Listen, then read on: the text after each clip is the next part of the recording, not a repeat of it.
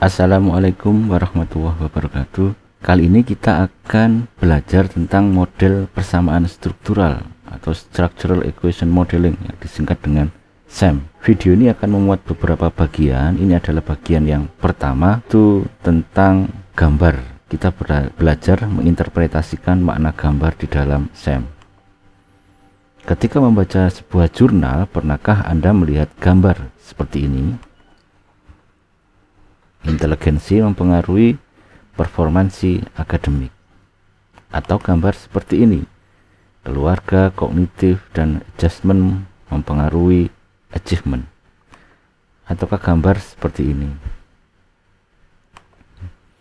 Itu adalah gambar hasil analisis yang dilakukan dengan menggunakan pendekatan pemodelan persamaan struktural, Structural Equation Modeling, yang disingkat dengan SEM. SEM adalah analisis statistika tingkat lanjut yang menggabungkan dua komponen besar, yaitu analisis regresi dan analisis faktor. Analisis regresi merupakan bagian dari uji statistika yang bertujuan untuk menguji hipotesis pengaruh variabel X terhadap variabel Y. Kata kuncinya adalah pengaruh. Sedangkan analisis faktor adalah prosedur untuk membuktikan apakah sebuah butir merepresentasikan sebuah konstruk ukur yang ditargetkan untuk diukur.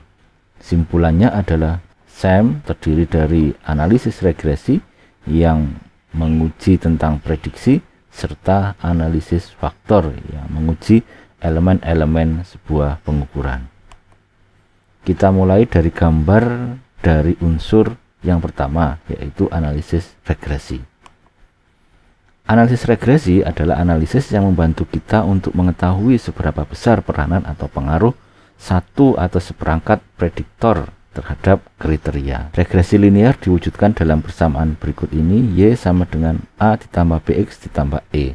Gambarnya adalah variabel bebas mempengaruhi variabel tergantung, kemudian di dalam variabel tergantung juga dipengaruhi oleh residu.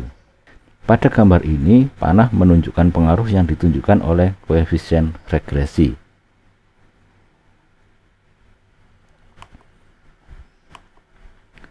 Jika kita melakukan analisis dengan menggunakan SPSS, maka akan tampil hasil analisis seperti ini. Anak panah menunjukkan koefisien regresi yang menunjukkan peranan prediktor terhadap kriteria.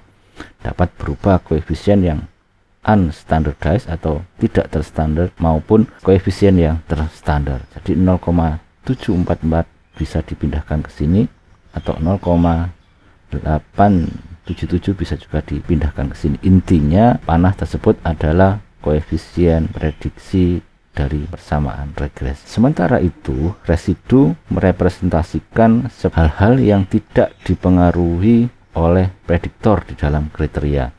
Di dalam analisis SPSS, di dalam total varian yang berjumlah 64, ada 14 poin merupakan residu. Sedangkan yang berkaitan dengan 49 poin berkaitan dengan prediktor.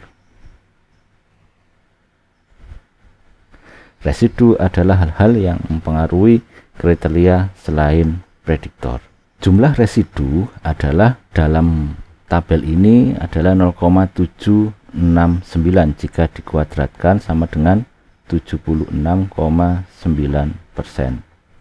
Besarnya residu dalam hal ini adalah 23% yang didapatkan dari 100% dikurangi 76,9%. Sehingga di dalam sini 76,9, sedangkan residu menyumbangkan 23,1%. Gambar selengkapnya adalah seperti ini.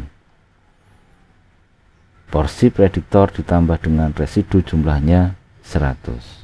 Semakin banyak porsi dari prediktor, semakin sedikit hal-hal yang mempengaruhi kriteria, alias semakin prediksi regresi yang kita lakukan semakin efektif. Pada kasus ketika ada prediktor lebih dari satu, maka antar prediktor akan dihubungkan oleh anak panah yang memiliki dua ujung yang menunjukkan korelasi. Ini adalah contohnya, anak panah memiliki dua ujung. Pada contoh gambar ini, GRE diprediksi oleh HS serta COL yang mempengaruhi nilai graduate. Pada gambar ini, dua prediktor yaitu HS dan prediktor yang kedua yaitu COL dihubungkan oleh dua anak panah dengan dua ujung. Sementara itu residu diberikan di dalam GRE karena di dalamnya adalah hal-hal selain P1 dan P2 yang tidak di dalam GRE yang tidak didukung oleh P1 dan P2. Sementara itu di sini juga ada residu yang menunjukkan porsi di dalam grad yang tidak terkait dengan GRE. Ini adalah residunya. Sedangkan HS dan COL tidak diberikan residu karena bukan merupakan variabel yang mendapatkan pengaruh. Intinya ketika sebuah variabel mendapatkan sebuah pengaruh, berarti ada sesuatu yang di luar pengaruh ini yang memberikan sumbangan terhadap variabel ini, sehingga dibagi menjadi pengaruhnya kemudian errornya. Sedangkan variabel di sini tidak memiliki error karena merupakan, ini contohnya, tiap variabel yang mendapatkan anak panah dia memiliki residu.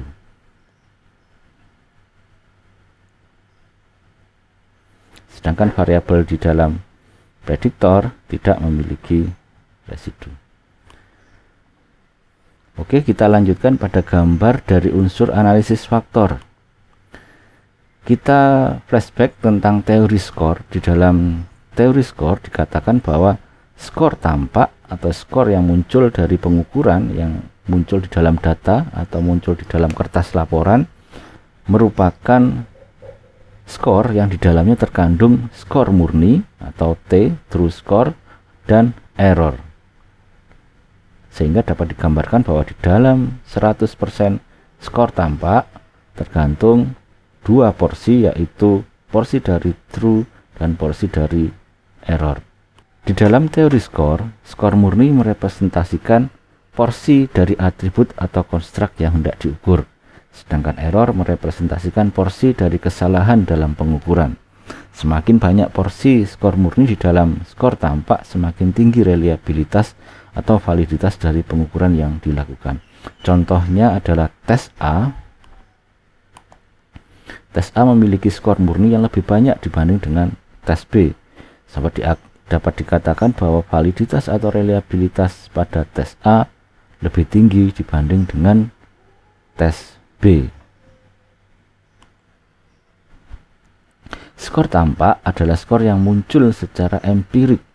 Ada datanya dan ada angkanya karena langsung didapatkan dari komputasi di dalam pengukuran, sehingga dinamakan dengan skor tampak.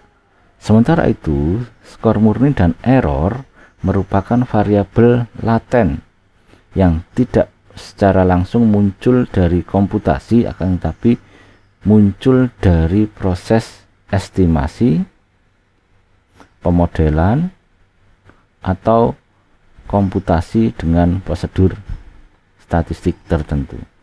Empirik karena kita langsung mengetahui datanya, sedangkan laten kita hanya mengetahui indikasi-indikasinya. Di dalam teori skor murni, true score maupun error merupakan skor yang bersifat laten.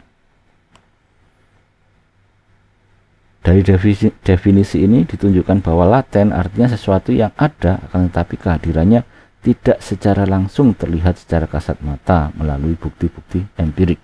Harus dijabarkan, harus ditelaah lebih lanjut.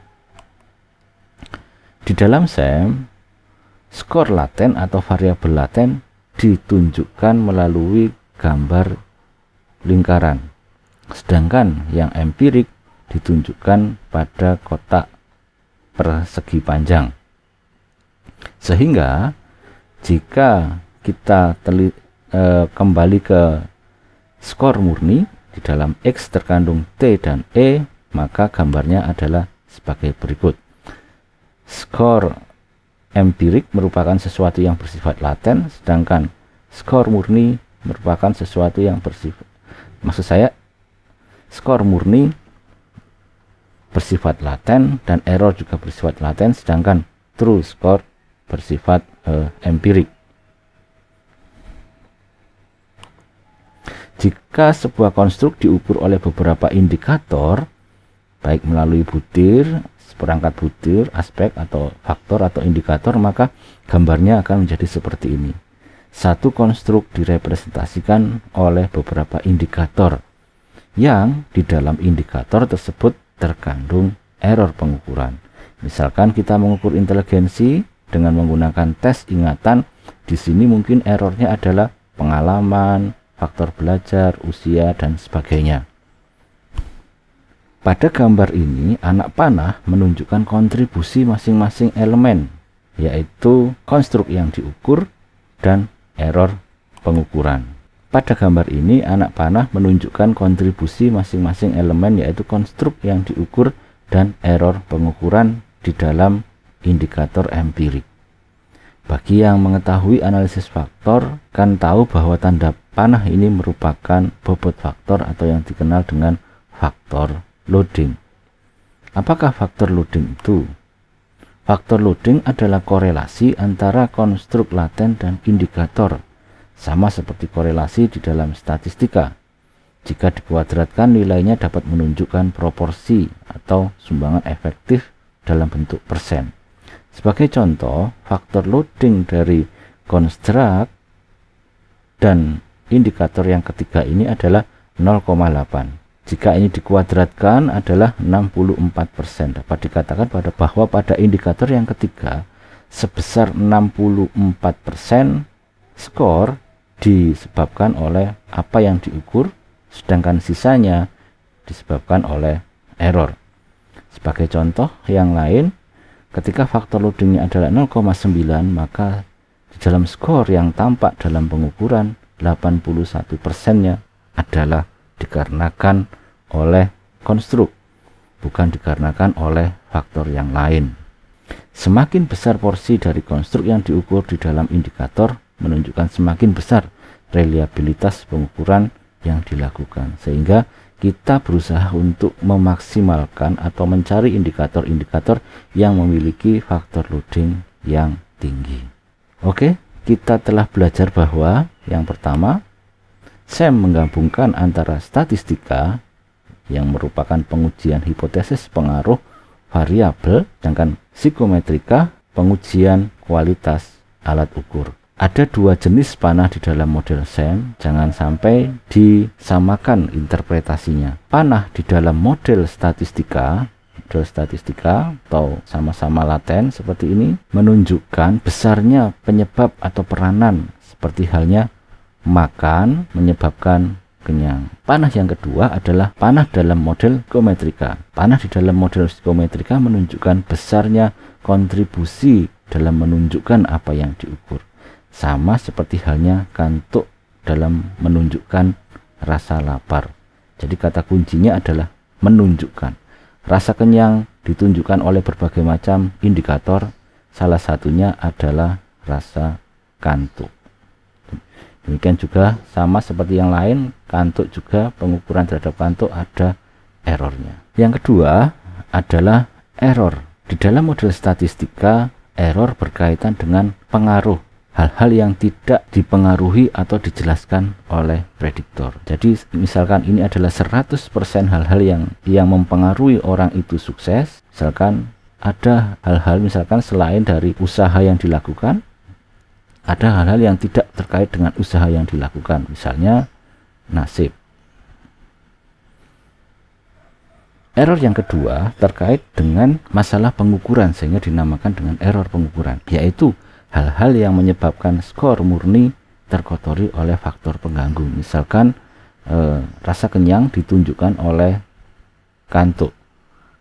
Dalam pengukuran kantuk ada hal-hal yang mengotorinya, misalkan waktu pengukuran, karena ketika malam hari hampir setiap orang kenyang ataupun lapar pasti mengalami rasa kantuk, sehingga waktu pengukuran menjadi error dalam pengukuran indikator kantuk.